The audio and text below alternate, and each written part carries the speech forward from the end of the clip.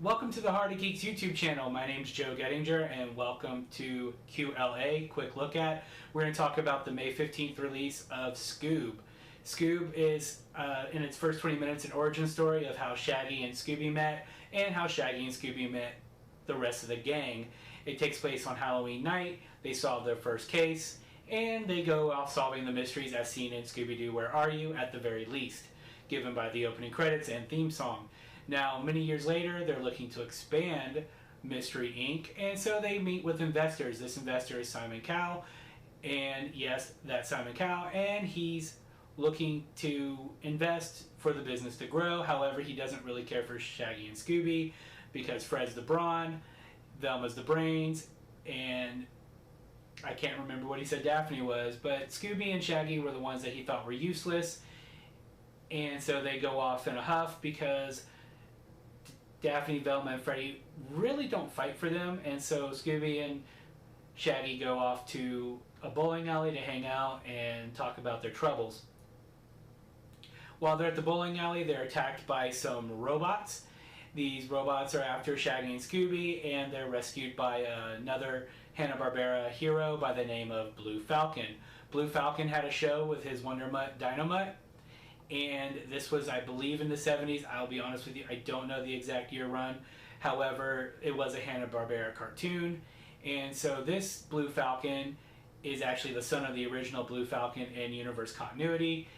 As Shaggy points out, his costume's different, and Shaggy would know, he's a fan. So Blue Falcon enlists the help of Shaggy and Scooby to find out why Dick Dastardly is after the skulls of Cerberus. And so they go off. Somehow they find out Scooby's the key, and once the rest of the Scooby gang once the rest of the Scooby gang realize what has happened to Shaggy and Scoob, they're off on their way to hunt down Dick Dastardly because they find out he's the villain. Dick Dastardly is another Hanna-Barbera villain. He was most remembered by me in the cartoon Wacky Races. I never really watched his show proper, but I do remember him from that. He had a brown dog named Muttley that was known for a laugh, and they're the ones after. They're also after to get to the underworld. Now, I won't spoil his motivations, which I kind of get his motivations for at least part of it. He's also a villain, so keep that in mind. The heroes are trying to stop them, except Blue Falcon's an idiot in this, but it's not the original Blue Falcon, so I'm kind of okay with it. Only because he's trying to live up to an image he's not prepared for, and that's probably saying a little bit too much about the character. Now, they go, they fight, they fight the villain. I'm not going to spoil the rest of the movie. It takes place going to different locations around the world. The one character that I will talk about, they do kind of go to the center of the earth type spiel where it's a dinosaur prehistoric time still, and they meet Captain Caveman, and this is one of the few nitpicks I had with the movie. While all the rest of the voice actors, even the well-known ones and I say well-known because they're actors that I'm familiar with personally as far as like watching their previous shows or movies, I didn't really get their voices in the character. Like Daphne was Daphne, Fred was Fred, Velma was Velma, Blue Falcon was Blue Falcon, but the only character you knew who the voice actor was without seeing his name, you could close your eyes, is Tracy Morgan played Captain Caveman, which was another Hanna-Barbera property, and my only nitpick was that Tracy Morgan just sounded like Tracy Morgan. There was no like attempt to make him sound, whether in post-production or him changing his voice, to sound a little bit more like gruff like the original Captain Caveman. It was just Tracy Morgan. That was only my biggest nitpick. They go there, they're looking for the skulls, like I said. Of course the villain gets the skulls. It's a movie, it's a family movie. So while this movie was enjoyable, I really don't have a lot of nitpicks with it. I did really enjoy it. I think this was a fun family film. My sister ended up watching it with her children last night as well, and it was really funny because we were watching it pretty much at the same time. I watched it last night with my wife. We both really loved it. The story overall is about friendship and the importance of that, and that's even seen with motivations of the villain to a certain extent, plus of course Shaggy and Scooby, the best of friends. It was a fun film. It's for families. I don't get when certain film reviewers will review something and then just trash the film. Now, I get those who really love the property. Maybe they're expecting something more. I thought it was more enjoyable than the live action outings of Scooby Doo, which I saw. Now, I haven't seen a lot of the animated Scooby Doos leading up to this one. My favorite Scooby Doo was, of course, a pup named Scooby Doo, because that's what I grew up with in the 80s. But even I'm not a big diehard Scooby Doo fan. If you looked around my office, I don't have any Scooby memorabilia. It's mostly Star Trek, some wrestling, some Disney. That's pretty much it. And a few other knickknacks. So I'm not the biggest Scooby Doo fan, but I do have a fondness for Scooby Doo. I mean, he's cute, he talks, it's a dog that talks. What aren't you going to like about it?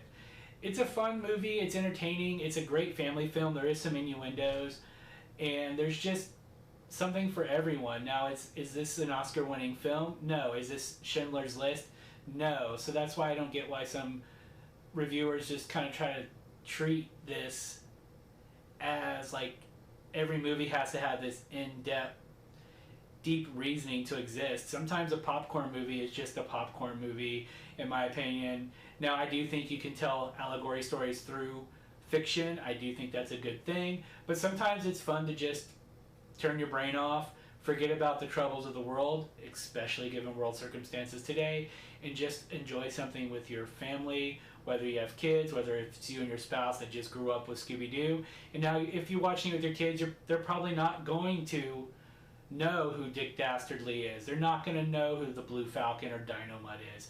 But if you do, and you grew up like I did, watching the Cartoon Express with the reruns, then you're definitely going to know who they are. And you can and that's going to create another time where you could bond with your kids and share something about things you loved when you were their age. So I definitely recommend getting it. Now, I paid the $24.99 for it. I figured if I was going to rent it or own it, the price difference was literally $5. And I'm not upset that I bought it. It was something, I will admit, at first I didn't really care to see, but I was watching a film theory episode about it, and it kind of made me really wanted to see it. So thanks to Matt Pat for talking about a theory about Scooby-Doo, because it really made me interested in this movie, and I'm glad I bought it. It's definitely a family film. If you have kids, check it out. Don't look too deep. It's not this thought-provoking film, but it does have some warm feelings about friendship, which I think is the underlying tone of this movie. And even the villain, like I said, has some sort of decent reason for doing what he's doing. And so you'll see that as you watch the movie. Definitely check it out. It was a really fun film. It pulled at the heartstrings a little bit, because I'm a sucker for sappy movies and sappy endings. As much as I love like stuff like Star Trek and stuff, I still like a good story with a touching message, especially if it deals with friendship. Or, I'm not gonna lie, I'm a sucker for those like Hallmark Christmas movies. Don't tell anybody. I like happy endings. I like touching endings. I like to sit down and enjoy myself. Now, definitely do that, and I'm gonna keep rambling here, so I'm gonna stop. If you don't want to pay the $19.99 that I paid for, the $24.99, I've got it off Fandango now. Wait maybe until it's available for rent through Vudu. Maybe it might be a little cheaper if you're not sure you'd like to purchase it. Or just go out and buy it. I honestly am not sad that I did. It's a great collection to my digital library. As much as I love physical, my digital library is a lot vaster. But it is definitely worth it. I'm glad it's in my collection. I think your kids will like it. I liked it. I'm sure my niece and nephew liked it. And I'm sure my friend who I was talking to about this movie earlier, I think his daughter's going to like it. So anyway, thank you for watching. This was my first video, so sorry about the quarantine hair. And hopefully we'll do another one. I don't know how often I'm going to pump these out. It just depends on if I find something that strikes my fancy that I want to take a quick look at and discuss. Anyway, follow us on social media, Twitter at The Heart of Geek, Facebook The Heart of Geek. You can take a look at our Instagram. I don't think we have any posts. Maybe we should start posting there. You could also listen to our podcast, Wrestling with the Willies. and Sci-Fi Graveyard and Fill in the Blank. Those are available on Apple Podcast or Anchor. And so anyway, if you like this, please give us a like. If you don't, that other button works too, I suppose. If you like the content that we're producing, please subscribe. And if there's anything you'd like to comment, your thoughts on this movie, suggestions, improvements, look, we're learning here. I'm new at this. So any comments, as long as they're respectful, please put them in the comments. I'll be reading them, and I will thank you for your input. Anyway, have a great night. Thank you for watching.